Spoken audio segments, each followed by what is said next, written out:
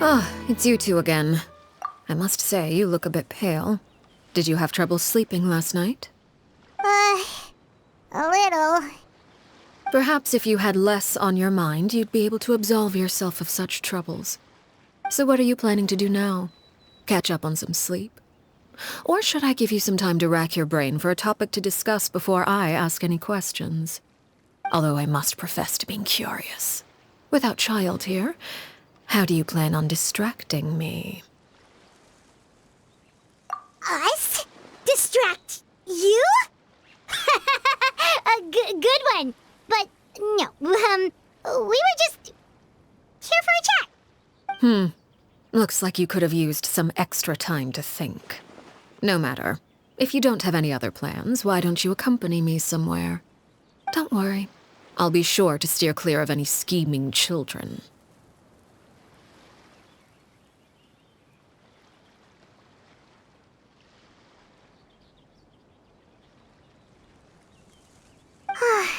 The ocean breeze is sure nice today.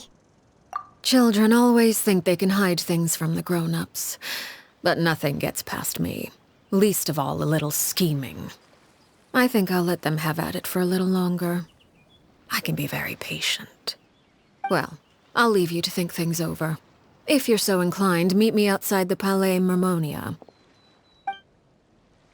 Good things come to children who do as they're told.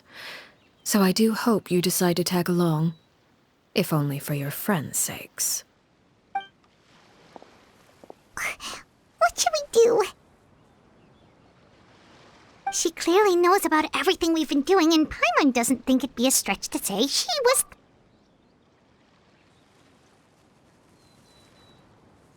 Oh, good idea. Hopefully he sees it in time. Well, we should probably head to the Palais Mermonia. Paimon doesn't want to find out what happens if we don't show up. Based on what the knave was saying just now, it sure didn't... Okay, then we probably shouldn't keep her waiting. It seems like Linny and the others are on thin ice, so...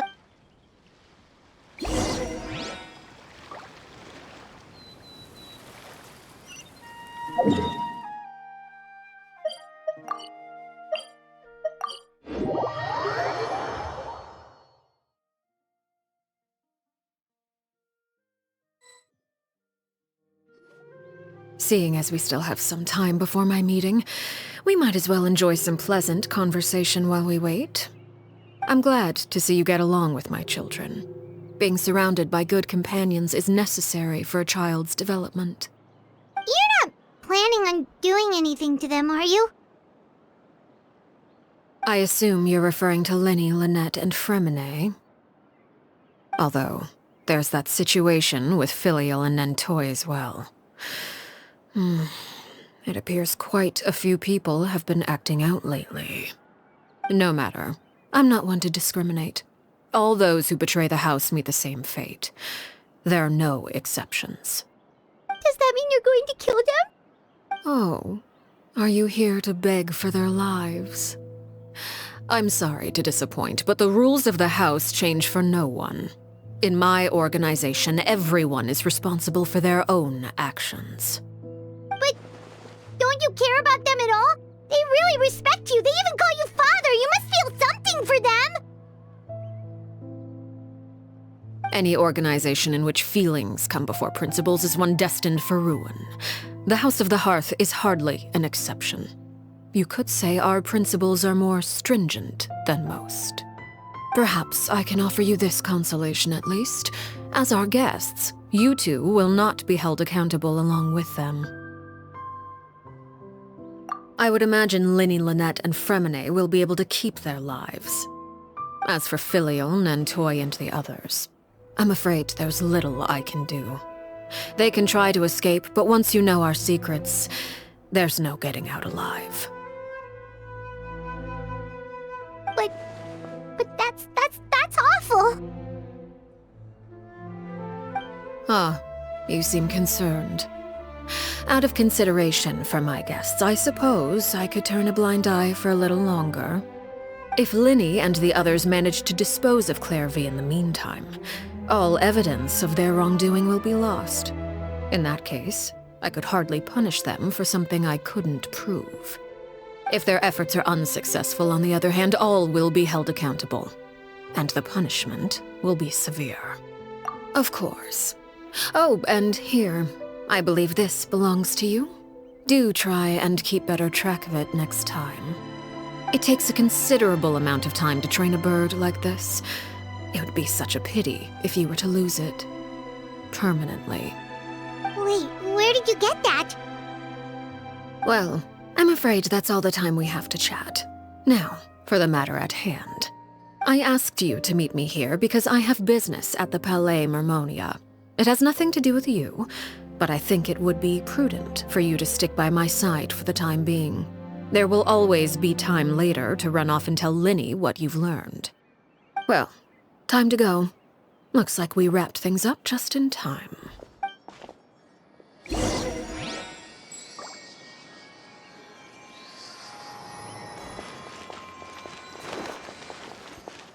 La la la, da da da.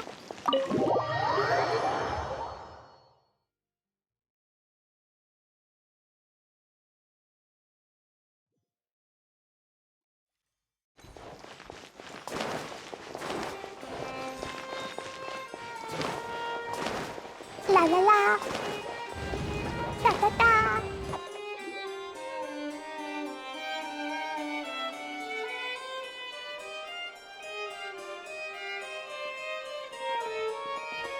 It's been a while, Monsieur Neuvillette. I must say, I wasn't expecting my meeting request to be approved quite so quickly. The Palais Mermonia operates with an efficiency worthy of admiration. It is only right that an esteemed diplomat such as yourself should be afforded the proper level of respect. Although, if I may speak plainly, I must confess that I did not anticipate we would have the occasion to meet again after presenting you with the Gnosis. I see you've brought the Traveler and Paimon with you as well. If I may inquire as to the purpose of your visit. I'll be departing Fontaine shortly. There is, however, an outstanding matter that I would like to see resolved before I go. It requires a rather lengthy explanation, I'm afraid. So I took the liberty of explaining everything in this proposal. Please review it at your leisure, Monsieur Neuvillette.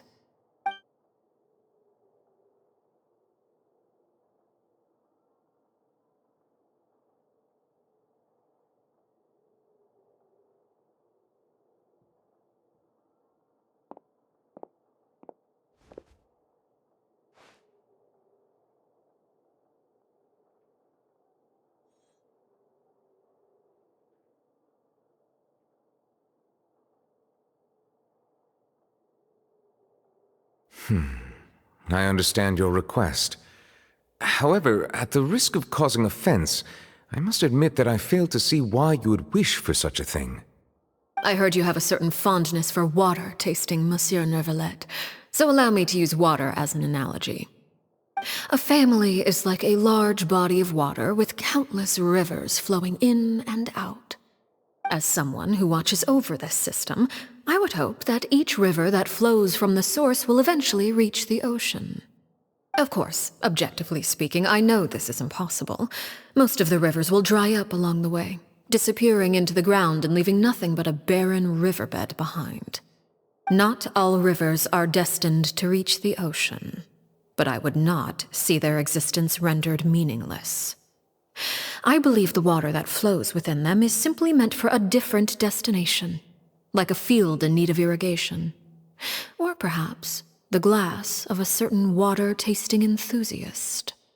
Did you get any of that, Traveler? Your words paint an optimistic picture indeed. Allow me to remind you, however, few among us are willing to sip from a glass filled with tainted water. It may have been tainted at one point in time, but not to worry. I'll make sure it's strained of all impurities and returned to its cleanest form.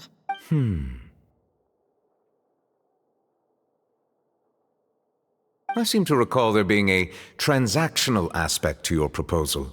Perhaps you could expound on that? If you accept my proposal, Monsieur Neuvillette, I will gradually withdraw my forces from Fontaine. And, unless absolutely necessary, I will no longer carry out any special missions within Fontaine. I presume I can take your words to mean that, in the future, cases similar to the Tartuffe assassination will cease to cross my desk? Tartuffe? Ah, that thief who embezzled funds from all those charities, you mean? My deepest condolences to his family, but without any evidence, I cannot imagine how the House of the Hearth might have been involved in his passing. Of course, if you accept my proposal, Monsieur Neuvillette, I'm sure certain measures could be taken to reduce the frequency of such troubles. You choose your words carefully indeed. In that case, I am inclined to accept your proposal. My thanks for your generosity, Monsieur Neuvillette. Well, with that settled, we should be going now. I took the liberty of bringing along 2 bottles of spring water from Snezhnaya for you to enjoy. I do hope I get the chance to hear your impressions. Perhaps at our next meeting, yes? Indeed. I trust you would not overlook your commitment in the meantime. All right, Traveler Paimon. Time to go.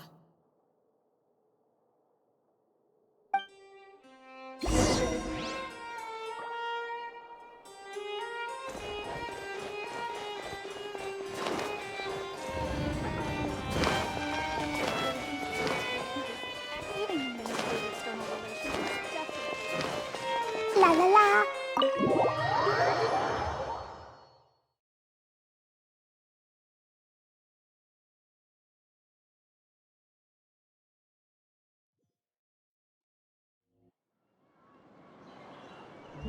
So, what exactly were you talking about back there? Paimon only heard you mention some rivers, a large body of water, and then some kind of irrigation scheme. You really want to know? I would imagine there might be more pressing concerns at the moment. Winnie, Paimon really hopes everything's Oh, Paimon recognizes that look. You've got your thinking cap on, don't you, Traveler?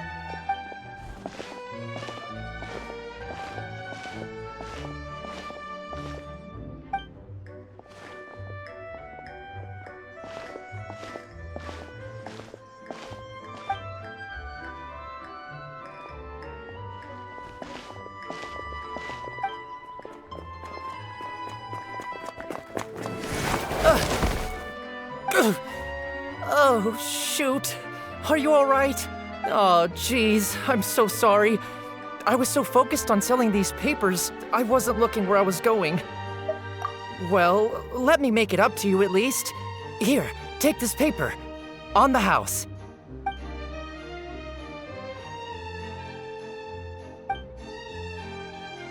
Oh, you don't have to give us anything.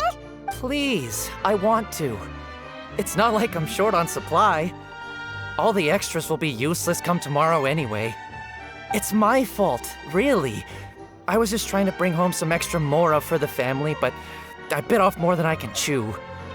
I haven't had many takers today, so I'm... What's going on here? Nothing much. I just ran into your friend here on accident.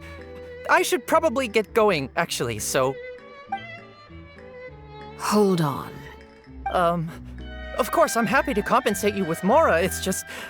I don't have any on me at the moment. I'll take 3 papers. Here, your payment. Oh! Thank you for your patronage. May the Archons bless you with good fortune. If only I had the chance to run into such generous customers every day. I should probably just take on a smaller inventory though, right? I'm getting married soon, so sometimes it's hard to not get ahead of myself. Anyway, I should head out. Goodbye! Well, now that my affairs are settled, we should take the boat back to Poisson. We've even acquired some light reading to enjoy along the way. Actually, why don't we stick around for a little longer? Paimon just realized how hungry she is. She can't head back to Poisson on an empty stomach.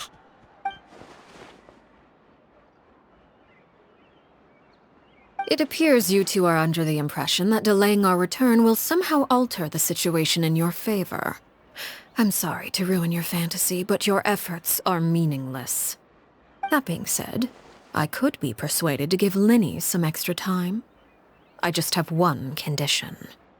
If you agree to my request, I'll even answer some of your questions. You're quite curious about Clairvy, are you not? And my relationship to her.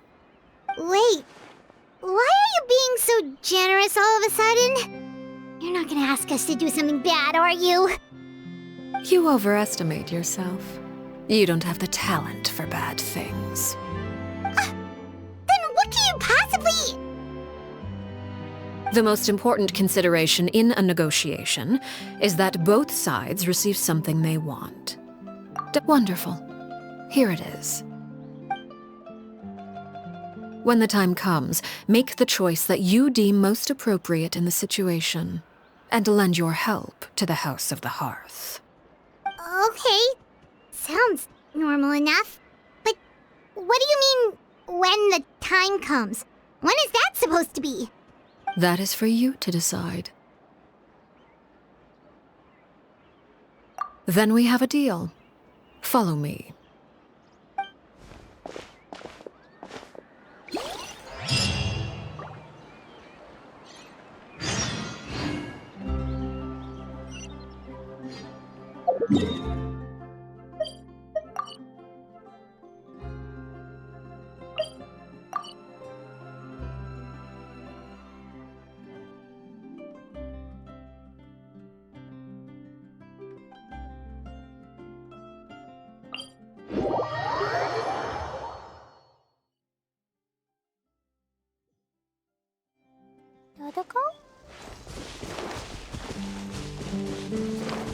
Da da da!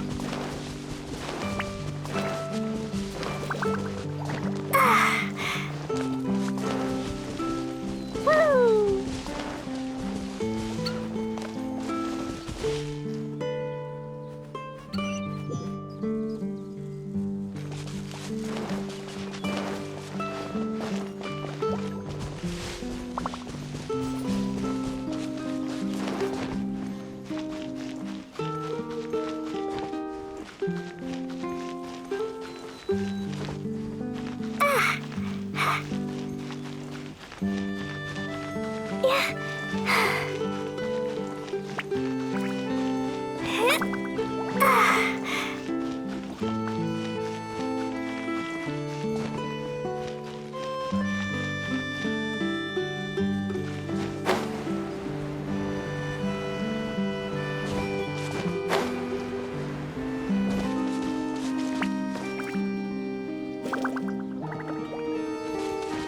How about we explore the area ahead of us later? How about we explore the area ahead of us later?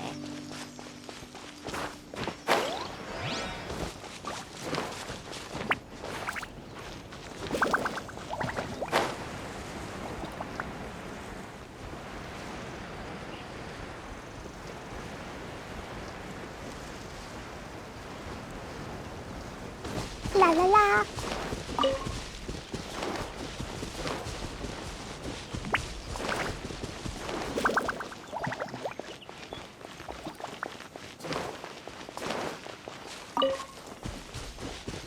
Woo!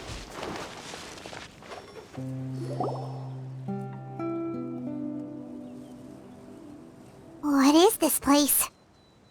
Somewhere long forgotten by everyone. It used to be a grand building. Now it's nothing more than a pile of rubble. No one comes here anymore, nor does anyone care about what once happened here. Although, this place does have something to do with the story I'm about to tell you. It was before I became a harbinger, and before Linny and the others joined the House of the Hearth. Due to certain events, I first killed Clairvy and then her mother. And this is where it all happened. You were the one that killed Clairvy? Patience now. Allow me to explain Clairvy's side of the story first. I'll start from the beginning. Clairvy was 6 years old when she was brought by her mother, Crucibina, to live in the House of the Hearth. From the outside, it seemed like a fairy tale. A thriving family made up of kind adults and friendly children. Crucibina was the knave at that time, and the House of the Hearth was under her control. She was Clairvy's mother by blood, but she was also the mother to all the children in the house. Clairvy was happy here, for a time. But she quickly realized that being part of this family wasn't a fairy tale at all. It was a kind of purgatory. Purgatory? Exactly. The House of the Hearth takes in war orphans from all over Teyvat. But as for how to raise them, that depends entirely on the person in charge. Crucibina came up with a novel idea. She would teach the children to fight, force them to duel each other, and then crown as the king of the house the child who proved themselves most worthy of inheriting her title. It's difficult to estimate the number of children who died or were maimed in the process. There's little I can say about the ones who died. The ones that emerged with permanent injuries, on the other hand, well, they still served a purpose. They would be handed over to the doctor to be experimented on, or sent away on dangerous missions. Nothing more than tools to be used and then discarded. So those were the experiments Clairvy was talking about. But what actually happened to her? You said that Clairvy was Crucibina's daughter, so if Clairvy tried to convince her to stop what she was doing, Crucibina probably would have listened, right? Despite being Clairvy's mother, Crucibina cared little for her daughter. She forced Clairvy to join the House of the Hearth only as a means to demonstrate her own impartiality as a mother, to prove that she treated all her children equally. Clairvy did try to convince her mother to change her ways, but it was to no avail. After her efforts failed, the only other option was to rise up and try to fight back. Unfortunately, the other children had already been thoroughly indoctrinated into the illusion of happiness Crucibina had created. Of course, there was one exception. Someone Clairvy's age who knew the truth about the House of the Hearth. Her name was Peruere. Wait, the friend that Clairvy mentioned? Friend, huh? I suppose we can call her that for now. Clairvy was a cheerful and passionate person with a tenacious spirit. Peruere, on the other hand, was rather cold-blooded. Her cold-blooded nature allowed her to see through Crucibina's facade. Yet, it was also this cold-bloodedness that prevented her from acting against it. At least at first. While Clairvy longed for freedom, Peruere was convinced that, amid all the fighting and violence, she would make it until the end. Despite their differences, the two became fast friends, united by their knowledge of the truth. Clairvy told Peruere that she hoped to create a real family, where no one would be killed or sacrificed. There may have been a certain naivete to her ideas, but Clairvy proved her determination many times over. She tried countless times to run away, ask for help, or expose the truth. But her efforts only earned her beating after beating. The only thing that kept her going was her strength of will.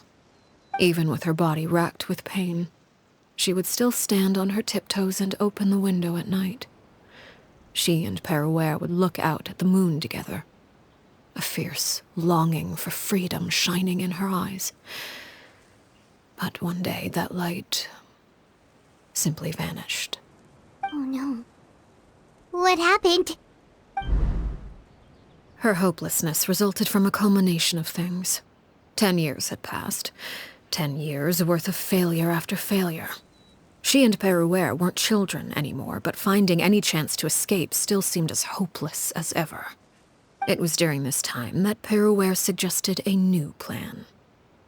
If escaping was out of the question, why not take down the very person sitting on top of this throne of lies? Mother herself. Clairvy rejected that proposal. She claimed that, as a famous harbinger, Crucibina possessed an unimaginable amount of power. Trying to kill her would have an incredibly low chance of success. Clairvy never gave another reason, but Peruere could see it written all over her face. Clairvy still thought of Crucibina as her mother. Killing her own flesh and blood was a line she couldn't bring herself to cross. If she couldn't escape and fight back, then only one option remained.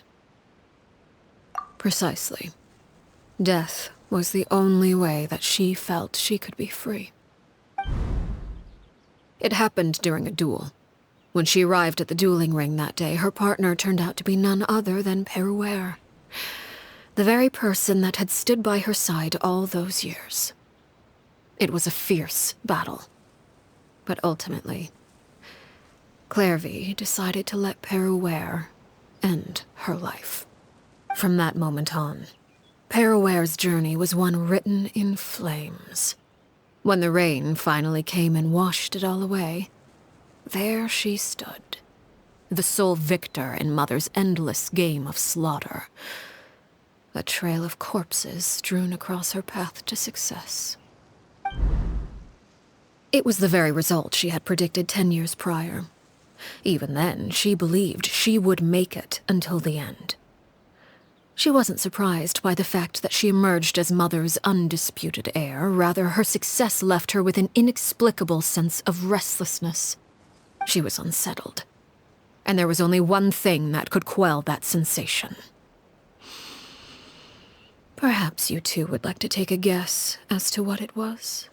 Crucibina, you mean? But... Correct. This is the place where Peruere killed her best friend. A mere year later, this is also the place where she fought tooth and nail to kill the mother they shared. The moment she acted, any conception of what was right or wrong ceased to matter. It's one of the principles of the house. Only those who survive get to write the rules. Peruere won the battle, and became a harbinger herself.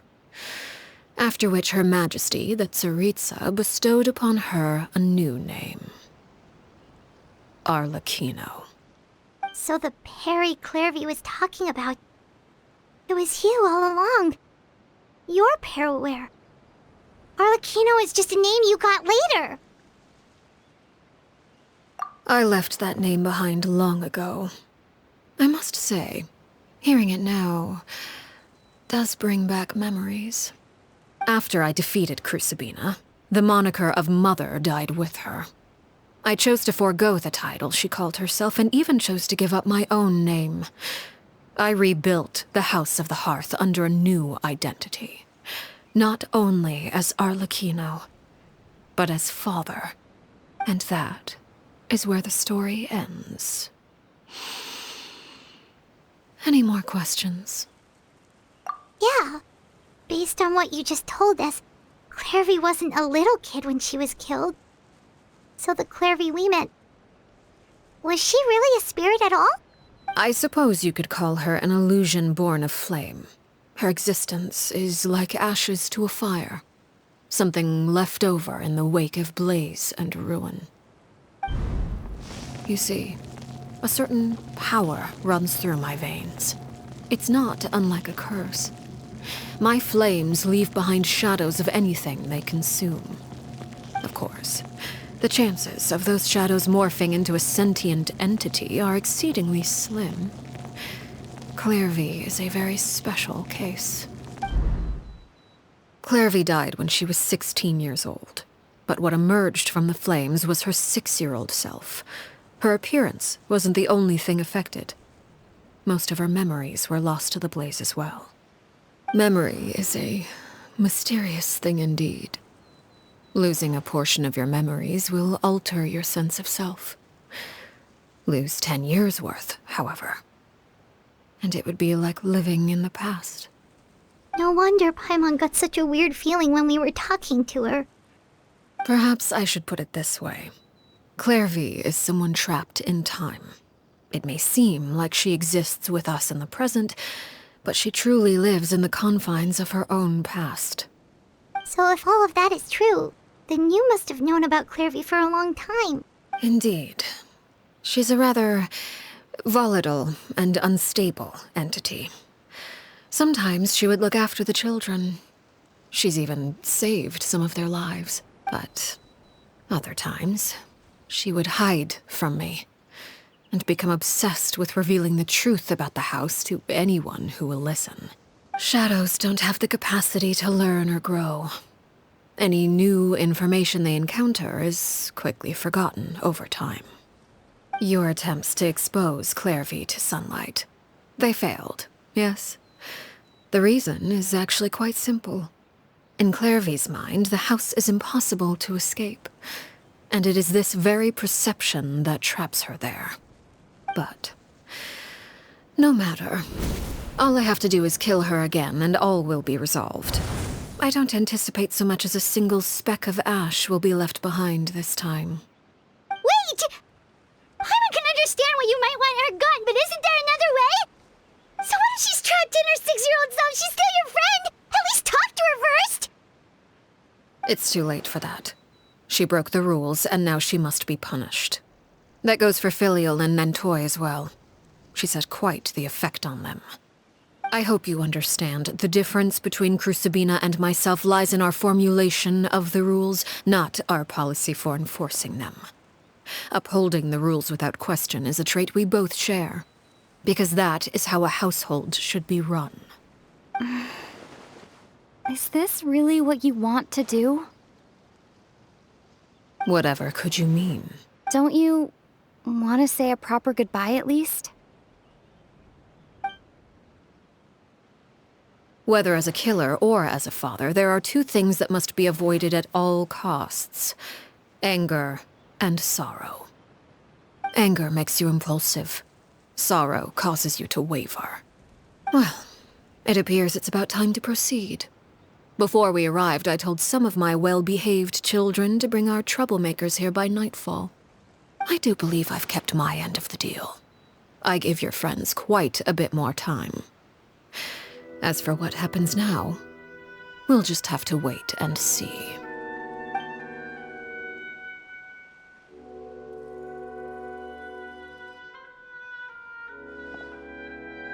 Here they are, Father. You gonna execute him?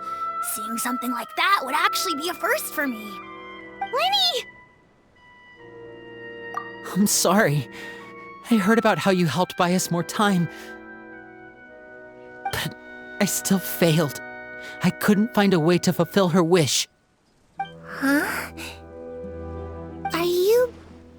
Perry? Indeed, it's been a while, Clairvy. Perry! Shh, stay right there. I'm sorry to postpone our reunion, but first I believe certain scores need settling.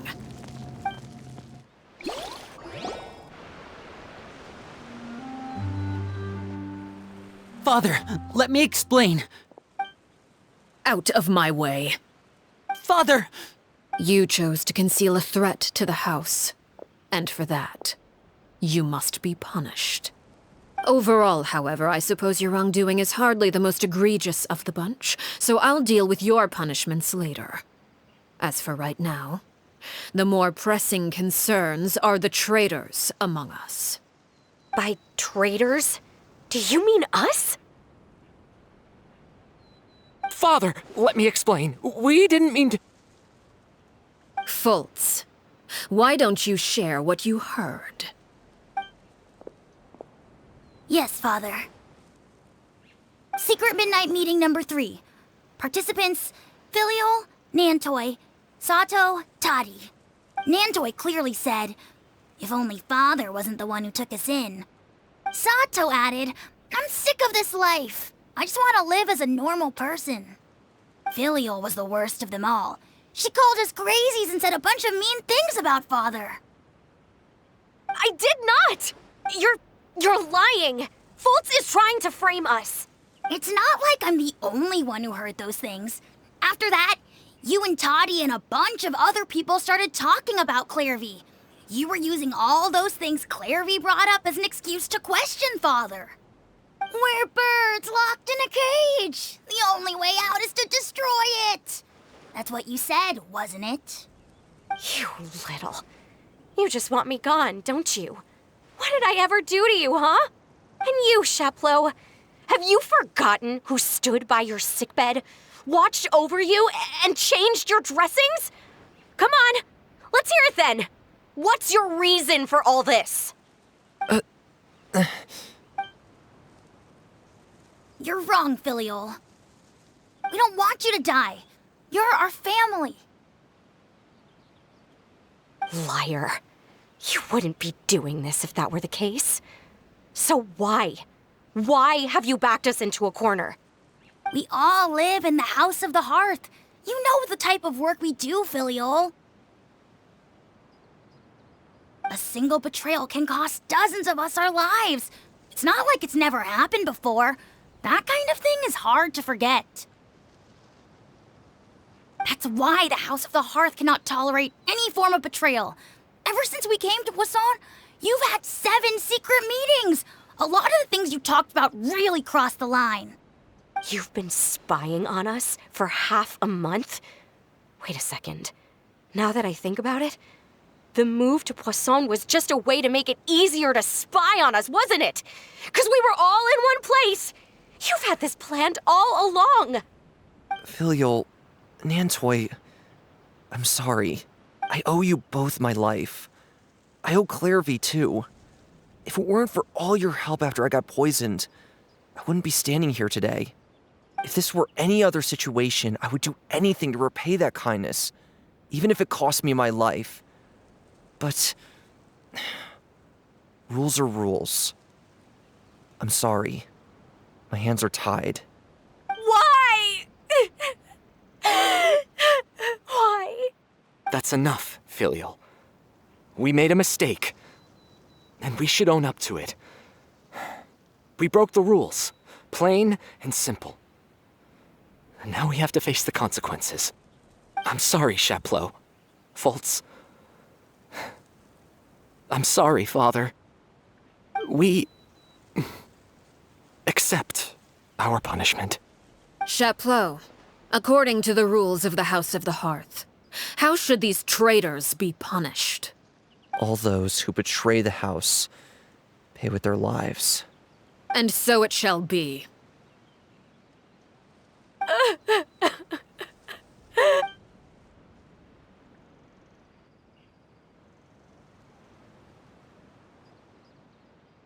Father, please wait!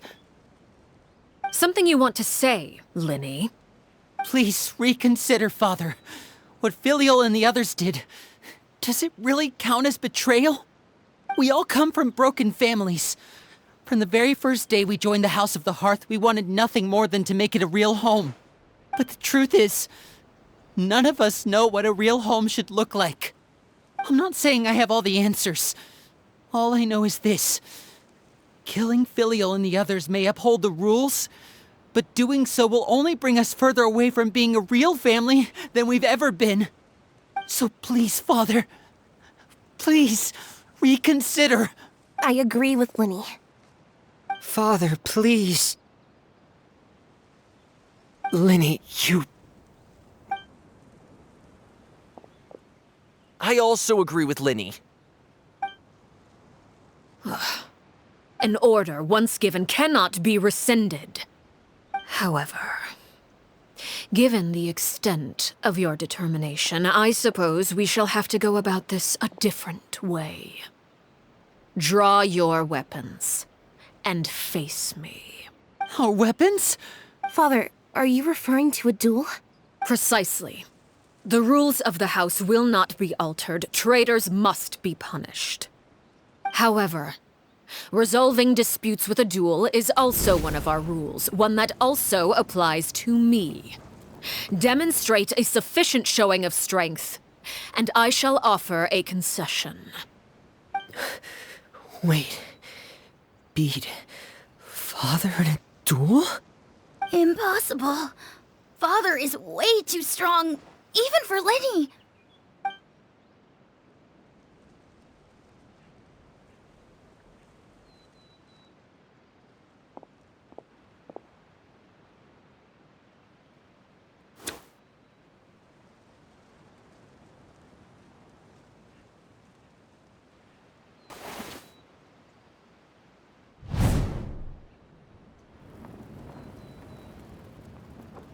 Did you hear that, Traveler? Letting the others have to duel the knave. What should we do?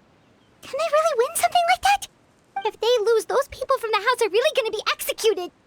Hey, are you listening? Don't you want to say a proper goodbye at least? Anger makes you impulsive. Sorrow causes you to waver.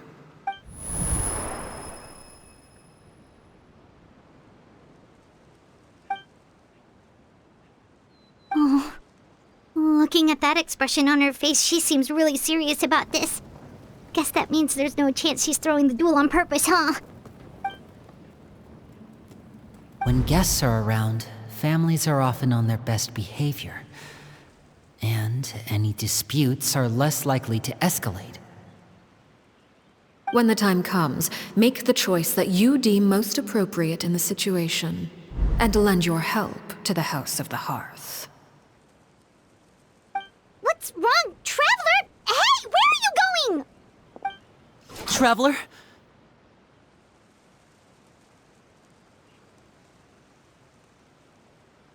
You're asking to join the duel against the knave?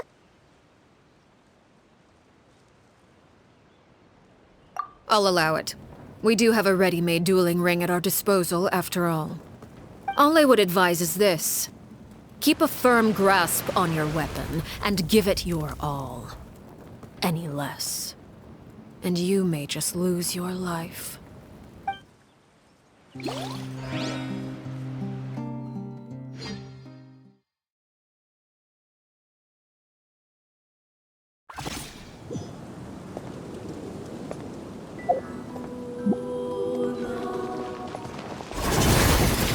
La la la. Odds revealed by... Is it my turn now? With these rising flames... Now's our chance! Let's play! Midnight Phantasmagoria.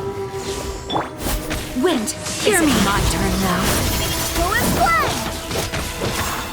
No rest for the wicked. Hang in there! With these rising flames... La la la!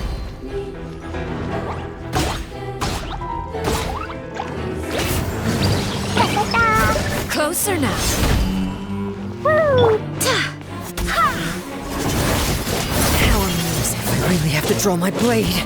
Now that's more like it.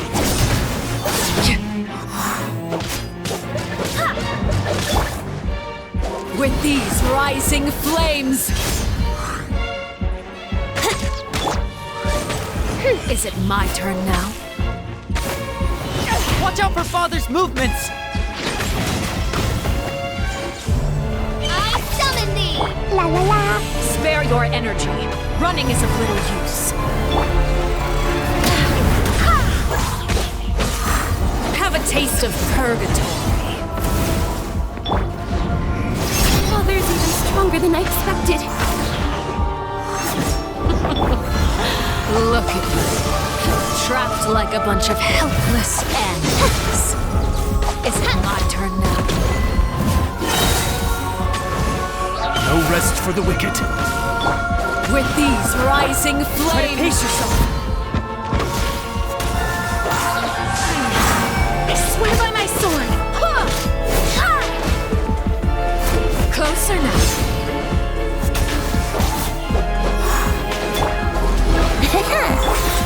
The countdown has begun. Now's our chance! A fly tangled in a web. Midnight Phantasmagoria. Would a gliding be faster? Spare your energy. Running is of little use. Go over here!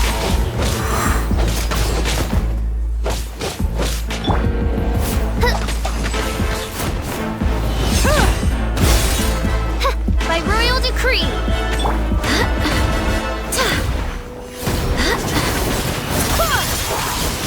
How amusing. Look out!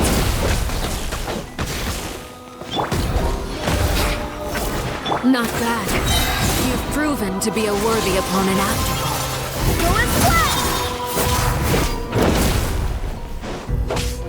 all. Is it my turn now? Watch out for Father's movements! Spare your energy. Running is of little use.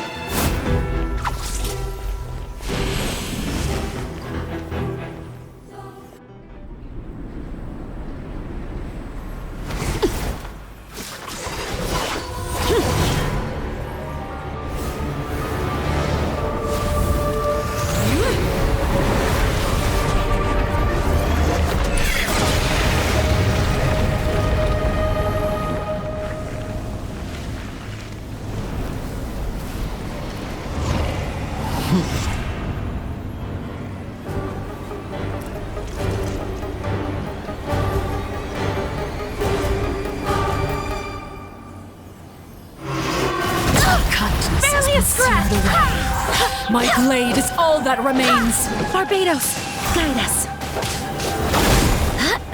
Brace yourselves. Watch out for Father's movements! Look out!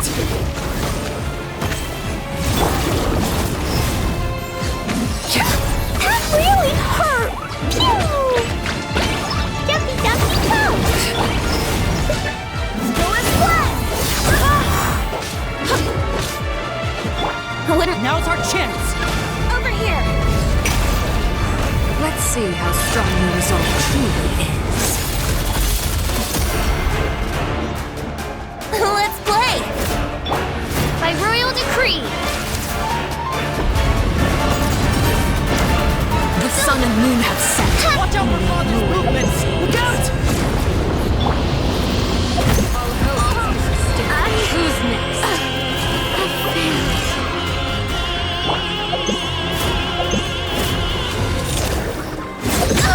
Barely a scratch! Now's our chance! Over here!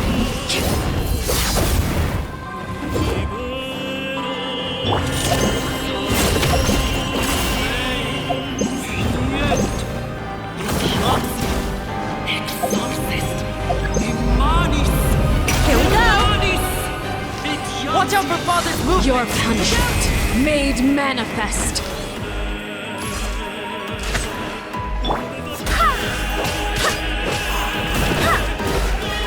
Sometimes only the beginning.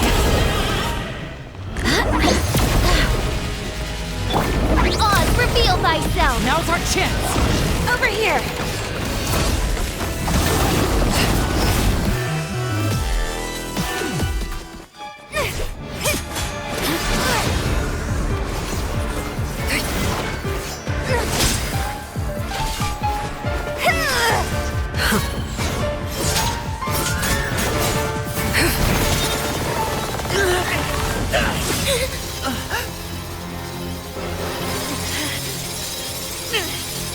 You should know better than to crowd in one place.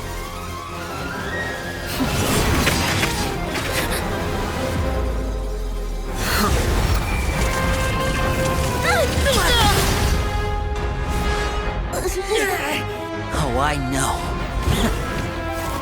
No! I'm sorry, Father!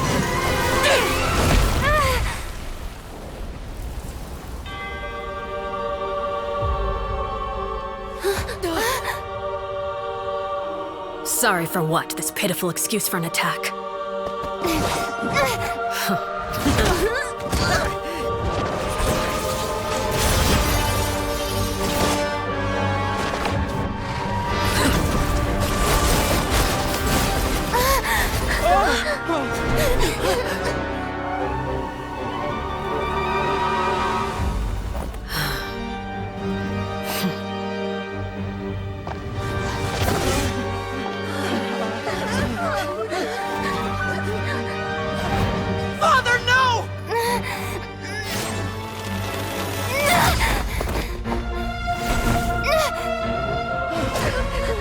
Made it out, did you? You're stronger than I expected.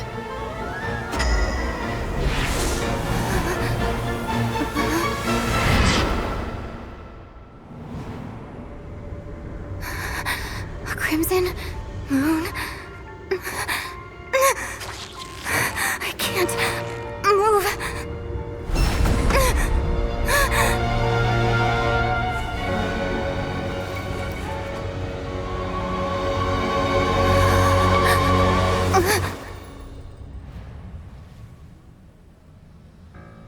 Still, not strong enough to beat me.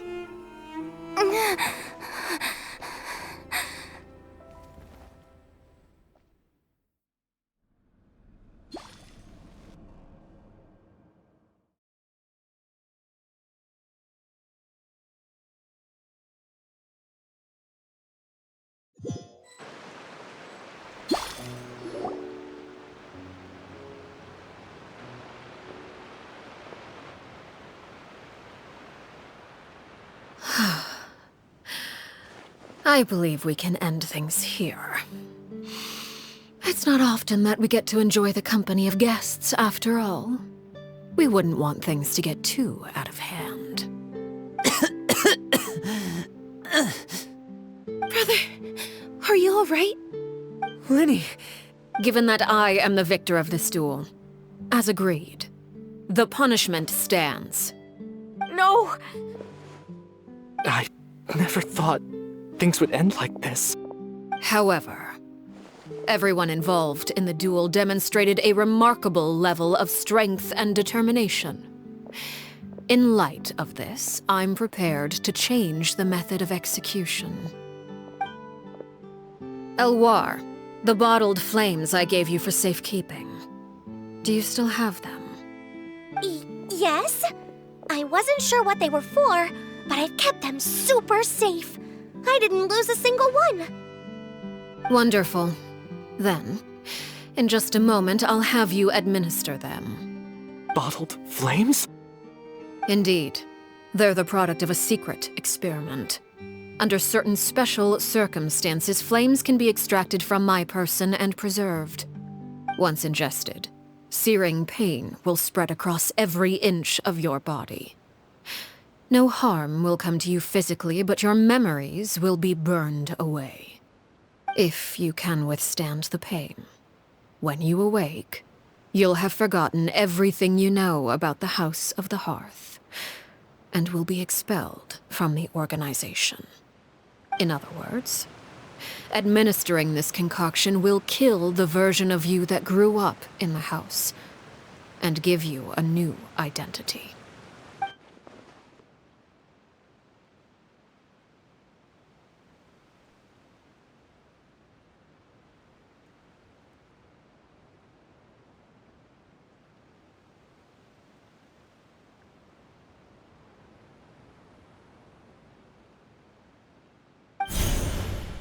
Memory is a mysterious thing indeed.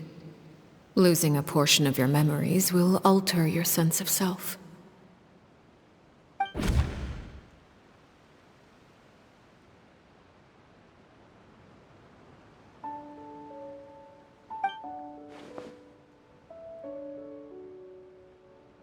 So, you're just letting us go, Father? You misunderstand. Memories are extremely important. Once consumed by flame, the version of you standing before me will die, and our secrets will die with you. So no, I don't intend to just let you go, because the person who survives will be nothing but a stranger. Even so, I won't have to live in fear anymore. I'm sorry, Father. I'm sorry I let you down, but I really... Don't cry, Filial. You haven't left the house yet, so there are still rules to be followed, yes? Remember what I taught you. Anger makes you impulsive, sorrow causes you to waver. Don't let yourself be controlled by your emotions. Of course. I'll remember. Dry your tears, and go pursue the life you really want. Yes, Father. Chaplot, Foltz, Elwar. Take them back to Poisson. And bring Lenny and the others as well. I prepared 3 extra vials of bottled flames. As for whether to take them, the choice is yours. Goodbye, children. The next time we meet, I will no longer be your father. Thank you for all you've done for the house. I hope you have bright futures ahead of you.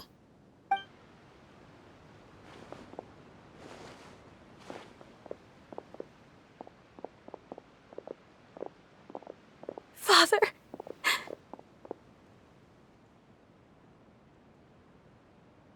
Let's go.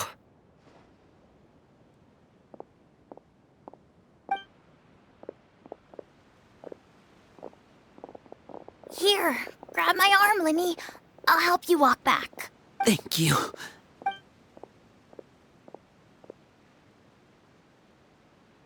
Claire V.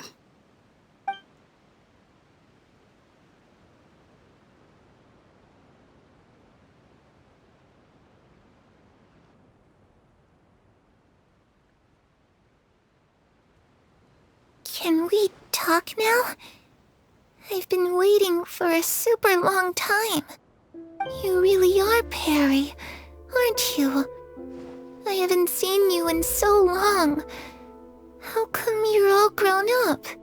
Wait, did I somehow travel to the future on accident? Or am I dreaming? What a long dream. Neither. You died, Claire V. That's what happened.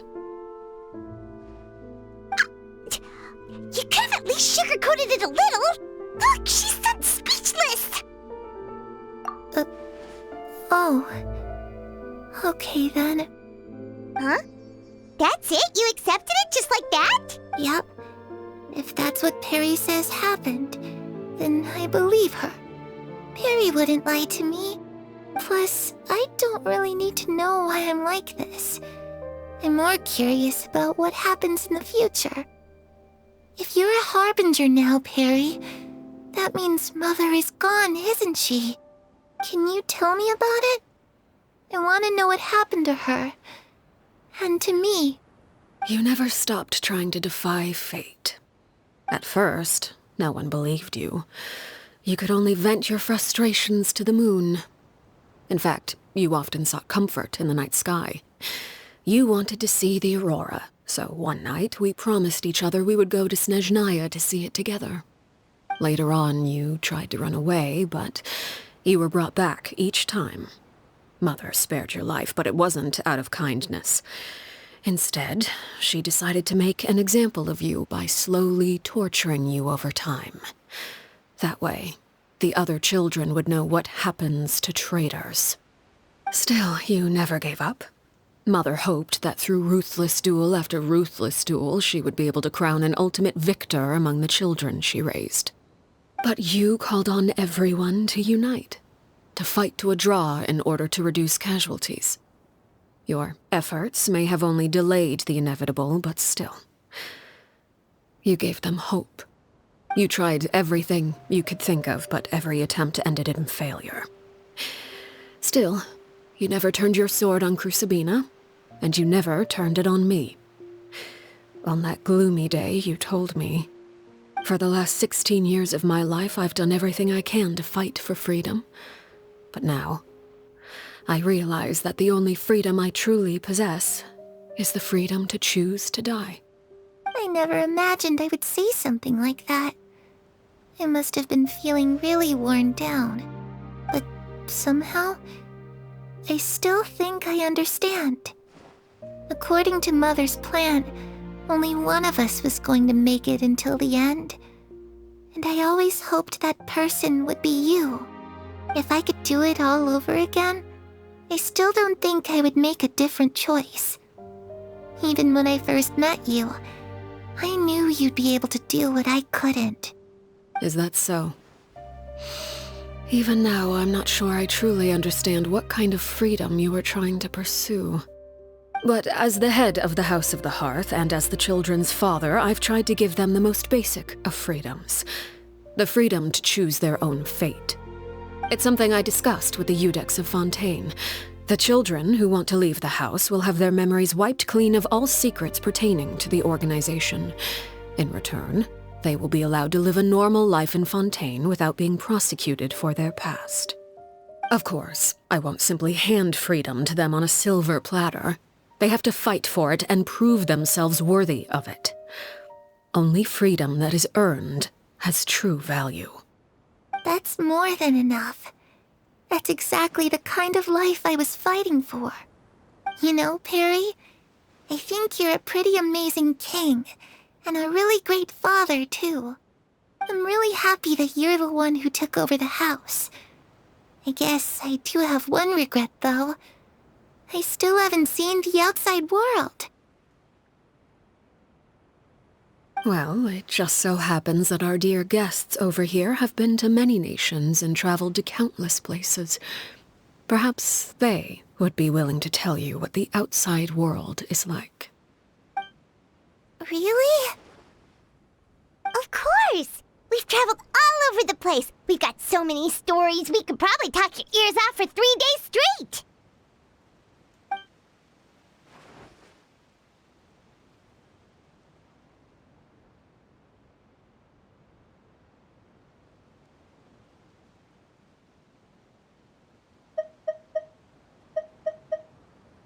You know, I used to dream of being a bard.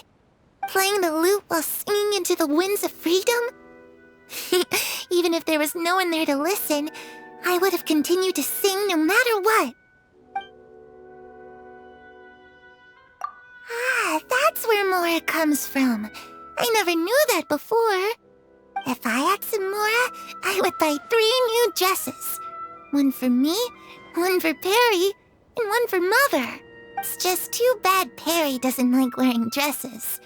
And Mother, well, she probably wouldn't accept something like that either. I guess I'd just have to keep them all for me then.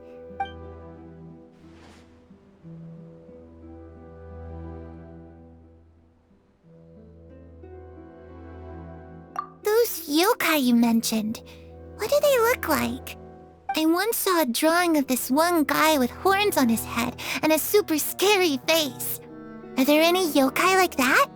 Oh, sounds like you're talking about an Oni. Yep, we've met one, and let Paimon tell you, they're not nearly as scary as they look.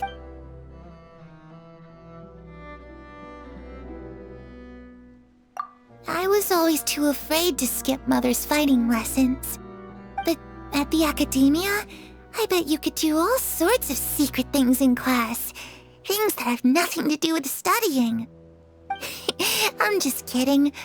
Being able to study whatever you want without having to fear for your life actually sounds pretty great.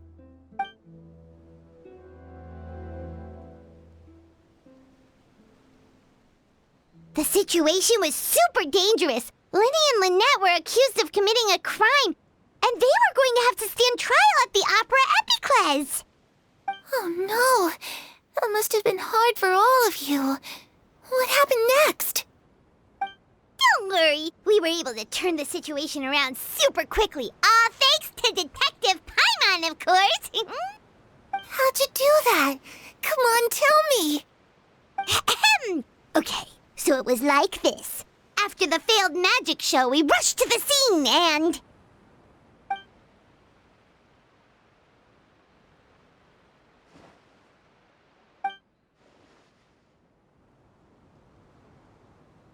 Shadows don't have the capacity to learn or grow. Any new information they encounter is quickly forgotten over time.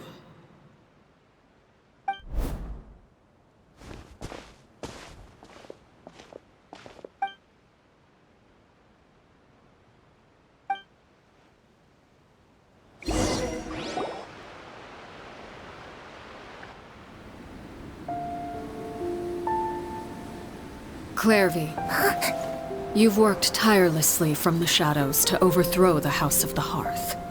Now, by my authority as the Knave, I shall announce how this matter ends. You are hereby expelled from the House of the Hearth. You are no longer tied to this place, nor are you bound by its rules. You're saying that I can finally leave? I get to experience the outside world as well?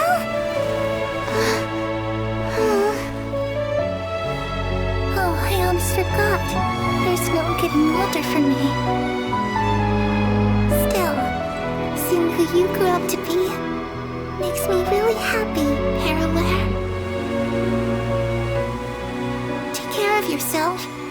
Goodbye. May we meet again someday.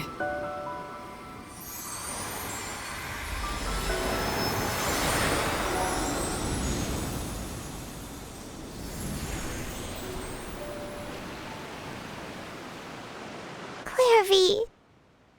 She left so soon. Paimon didn't even get to finish her story. I also have certain sentiments left unsaid. I wanted to tell her that the aurora I saw in Snezhnaya was just as beautiful as the ones in the pictures. But a shadow's memories reset at dawn. Had we delayed any longer, we wouldn't have had the time to say goodbye. Whatever regrets may linger, let them be lost to the coming of a new day. Father? It's Linny! Hey, Linny!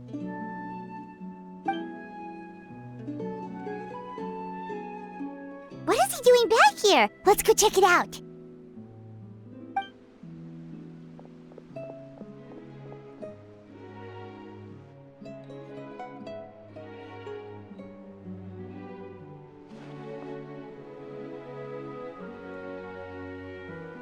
Father, the bottled flames have been administered. Filial and the others have left the house.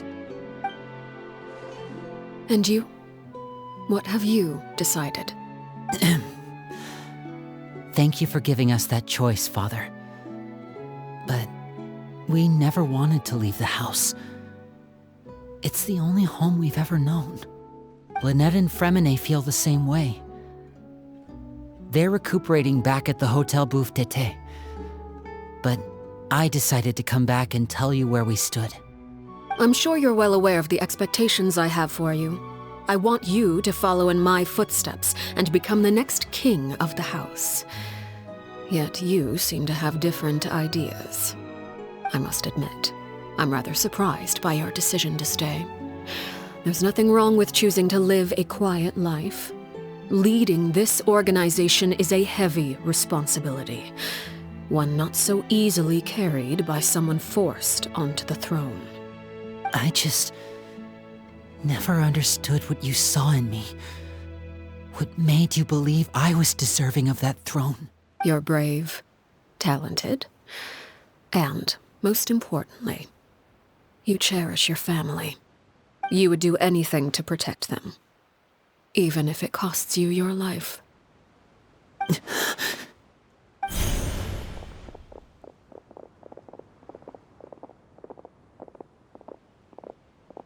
Speaking up back there was so brave of you, Linny. It's all thanks to you that we were able to convince Father to back down. You're a hero, Linny. Hero?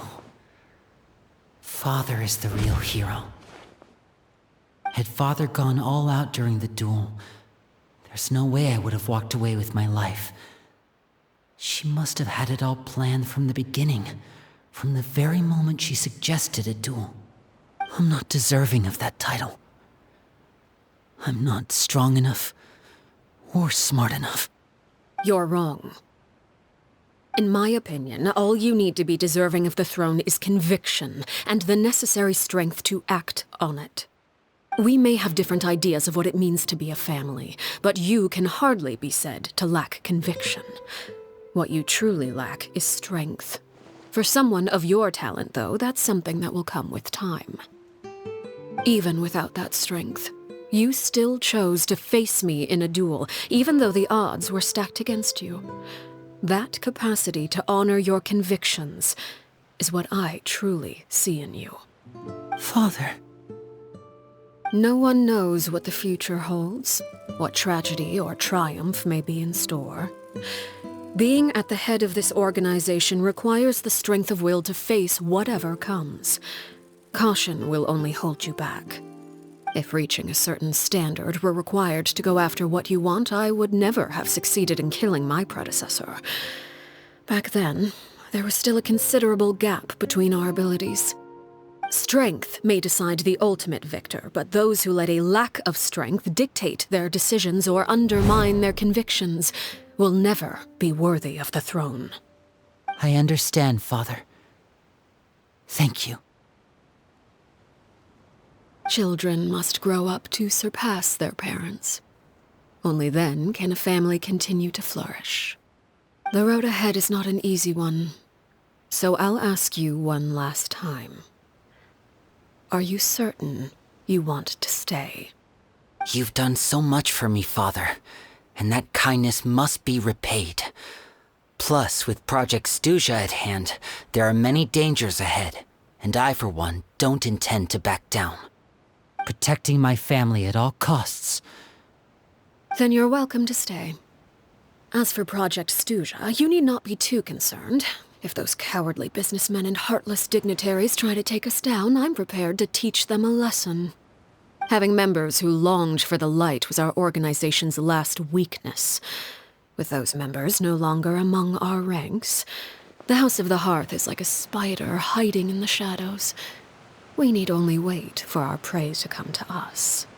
At present, our imperative is to use their plan to our advantage. In doing so, a crimson moon shall rise amid the frigid blizzards of winter. No demonstration of loyalty shall go unrewarded, and no sacrifice shall be in vain. As for the two of you, whether we meet again as friend or foe, I'll remember the camaraderie we shared in this moment. No matter how arduous the journey ahead, I hope we both reach our desired destination.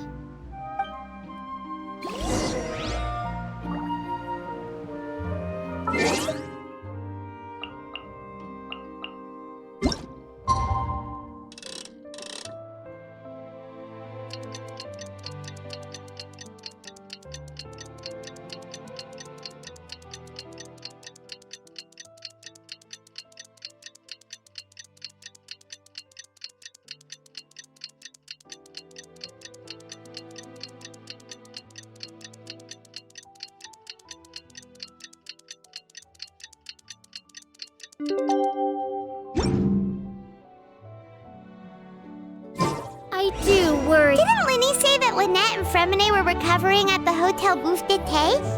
Oh, Paimon wonders how they're doing. Maybe we should go check on them.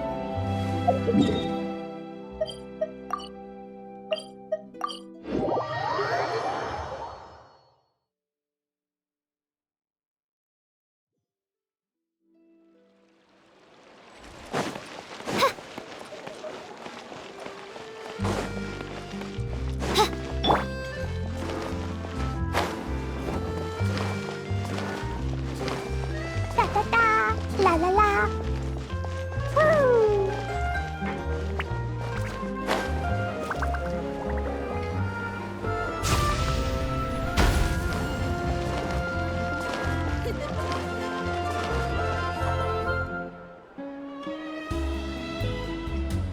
Lynette, Fremine, how are you feeling? Much better. Whew, what a relief. What about you? Are you feeling all right? I knew you'd come out unscathed. Us, on the other hand... Oh, and I wanted to ask, is Clairvy, Linny, and the other members have left Poisson and returned to the House of the Hearth? I see. I'm glad. Father came to check up on us 2 days ago and told us about what happened with Crusabina and Clairvy. Wait, what? You've met... Crusabina died a year after Clairvy. It was during the year between their deaths that I joined the House of the Hearth. Crusabina had an extremely cruel and radical way of doing things. When I joined, though, the experiment she valued so much had already come to an end, and all the people involved, dead and injured. A couple of months after I joined, Father killed Crusabina and burned all her files. With that, the name... Father took in Lenny and me a couple months after that, but she... It really seems like something she was planning to keep to herself. The last time you talked to her, did she mention why she kept it a secret? She said she didn't want us to be affected by the darkness of the past. The foundation of a family should be free of any corrupting influence. And that's what Father told us in the end. But I still thanked her for everything. It was only after hearing about what Crucibina did that I finally realized how insignificant our lives could have been. If Father hadn't taken over the House of the Hearth... Father rarely brings up the fact that she saved us. She doesn't believe that being indebted to her should... But even if we didn't owe her anything, we would still choose to stay. We may have arguments or times when we feel wronged. Some people may even choose to leave. But as long as Father is here... Whether the path before us is bathed in sunlight or shrouded in shadow, we'll follow Father where... So I wanted to say thank you for helping us make it through this crisis. Without your help... Oh, we didn't do anything, really. Of course. You're welcome anytime. Are Filial and Nantoy okay? I actually saw them at a cafe this morning. They didn't recognize me. From what I could tell, they were drinking. They seemed happy. If I had to take a guess, I would say they finally...